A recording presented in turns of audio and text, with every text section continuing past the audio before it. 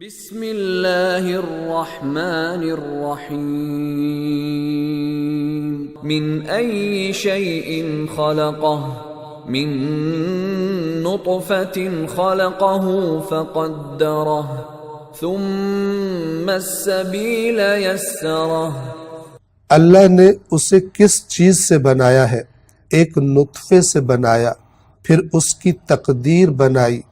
پھر اس کے لیے راستے کو آسان کر دیا۔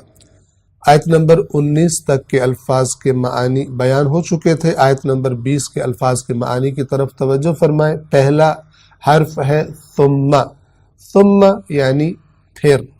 یا اس کے بعد۔ ثم کے بعد اگلا لفظ ہے السبیل۔ سبیل عام طور پر کہا جاتا ہے راستہ، لیکن سبیل کا دقیق معنی اس کے بنیادی حروف ہیں سین، با اور لام، اور اس کا دقیق معنی سبیل کا ہے ایسا راستہ جس پر چلنا آسان ہو، جس پر آسانی سے چلا جا سکے۔ اگلا لفظ ہے یسرہ، یسرہ آسان کر دیا، ہو اس کے لیے۔ یسرہ کہ بنیادی حروف یا، سین اور را ہیں، اور اس سے لفظ یسر بنتا ہے جس کا معنی ہے آسانی، سہولت، اور یسر کی ضد عربی زبان میں ہے عسر، عین، سین اور را، جیسا کہ سورۃ الانشراح میں اللہ تبارک و تعالی نے فرمایا ان مع العسر یسرا، یقیناً مشکل کے ساتھ آسانی ہے۔ یعنی جب انسان کسی مشکل میں مبتلا ہوتا ہے تو پھر ایسا نہیں کہ یہ مشکل ہمیشہ ہمیشہ کے لیے باقی رہے، بلکہ اللہ تبارک و تعالی اس مشکل کو آسان بھی کر دیتا ہے۔ دنیا کی نہ خوشیاں اور آسانیاں دائمی ہیں اور نہ دنیا کی مشکلات دائمی ہیں، بلکہ یہ سب کی سب اللہ تبارک و تعالی کی طرف سے انسان کی آزمائشیں ہیں کہ انسان عسر میں کیا رویہ اختیار کرتا ہے اور یسر میں اللہ تبارک و تعالی کے احکام کے بارے میں کیا رویہ اختیار کرتا ہے۔ بس یسر یعنی آسانی، اور اسی سے ہے یسرہ۔ یسرہ یعنی اس نے آسان کر دیا، اس نے سہل بنا دیا۔ آیت نمبر 20 کے ترجمے کی ہم تکرار کرتے ہیں۔ ثم السبیل یسرہ، پھر اس کے لیے راستے کو آسان کر دیا۔ ان تین آیات کے اندر اللہ تبارک و تعالی نے جو بیان فرمایا ہے اس کے خلاصے کی طرف توجہ فرمائیں۔ اس سے آیت نمبر 18 سے پہلی آیت جو آیت نمبر 17 تھی، فرمایا تھا قتل الانسان ما اکفرہ، انسان ہلاک ہو جائے، ہلاکت میں پڑ جائے، کس قدر حقیقت کا انکار کرنے والا ہے اور کس قدر ناشکرہ ہے اللہ تبارک و تعالی کی نعمتوں کا۔ اب جب یہ بات کی تو گویا اگلی آیات اس آیت کی انسان کی حقیقت کا منکر ہونا اور انسان کا اللہ تبارک و تعالیٰ کی نعمتوں کا ناشکرہ ہونا، اس کی وضاحت کی جا رہی ہے۔ آغاز کہاں سے کیا کہ سب سے پہلے تو انسان یہ دیکھے کہ وہ اپنی خلقت کا بھی صاحب اختیار نہیں۔ اس کی خلقت، اس انسان کا بننا اور وجود میں آنا انسان اچھی طرح جانتا ہے کہ اس کا مالک اور اس کا صاحب اختیار میں نہیں ہوں۔ تو پھر اس کو چاہیے کہ سوچے کہ اگر میں وجود میں آیا ہوں تو جو میرا وجود میں لانے والا ہے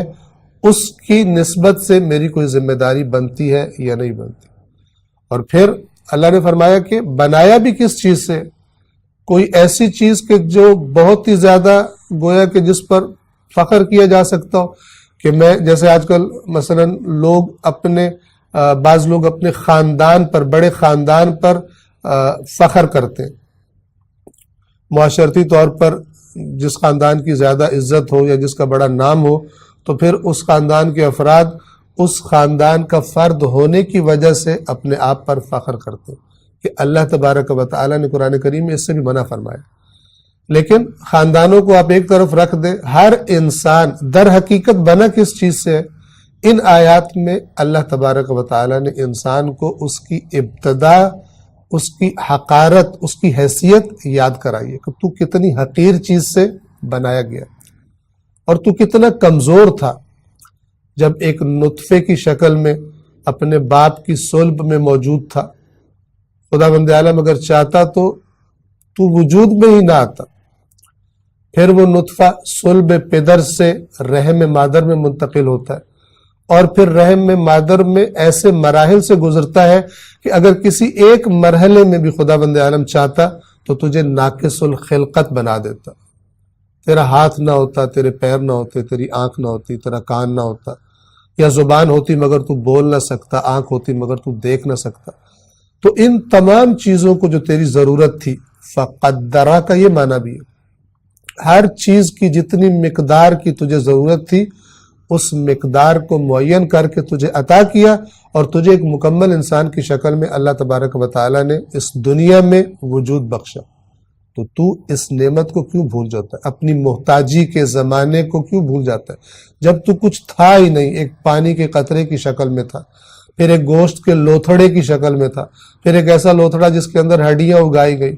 پھر وہ گوشت کا لوتھڑا اپنی ہڈیوں سمیت، پھر اس پر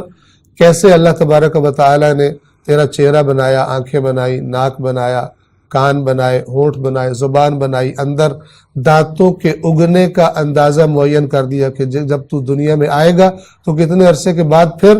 تیرے اس دہن کے اندر سے دانت اگنا شروع ہو جائیں گے۔ اور اگر ہم ان چیزوں کو، انسان ہی کے اندر موجود چیزوں کو گننا شروع کریں تو ہم گن نہیں سکتے، اور قرآن مجید کی وہ آیت ہمارے ذہن میں آتی ہے کہ ان تعدوا نعمت اللہ لا تحصوها، اگر تم اللہ کی نعمتوں کو شمار کرنا چاہو، ان کا عدد جاننا چاہو تو تم ایسا نہیں کر سکتے،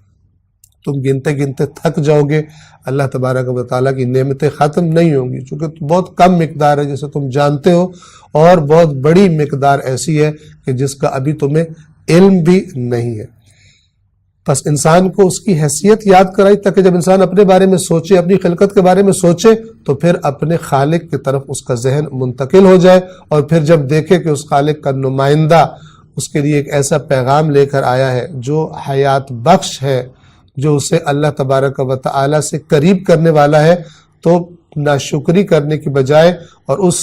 حقیقت کا منکر بننے کی بجائے اس کے آگے اپنا سر تسلیم خم کرے، تاکہ اللہ تبارک و تعالیٰ اس دنیا میں بھی اور اس دنیا کے بعد والی ابدی اور دائمی دنیا میں بھی اس سے راضی ہو، اور جن دائمی نعمتوں کا اس دنیا کی عارضی نعمتوں کے بعد اللہ تبارک و تعالیٰ نے اپنے اطاعت گزار بندوں سے وعدہ فرمایا ہے، انسان اس قرآن کریم پر عمل کے بعد ان دائمی نعمتوں کا استحقاق پیدا کر سکے، ان کا حقدار بن سکے۔ اور پھر آخر میں اللہ نے فرمایا کہ یہ سارا نطفہ جب رحم مادر میں منتقل ہوتا ہے اور وہاں پر پھر وہ ایک بچے کی شکل میں، مکمل شکل میں آ جاتا ہے، تو اس کے بعد ثم السبیل یسرہ، تو پھر اللہ تبارک و تعالی نے اگلا راستہ اس کے لیے آسان کر دیا، یعنی کس طرح سے وہ اس دنیا میں آتا ہے، اور دنیا میں آتے ہوئے اسے سانس لینے کے لیے جس چیز کی ضرورت ہے وہ مہیا کر دی، اس کی آنکھوں کو دیکھنے کے لیے جس روشنی کی ضرورت ہے وہ مہیا کر دی،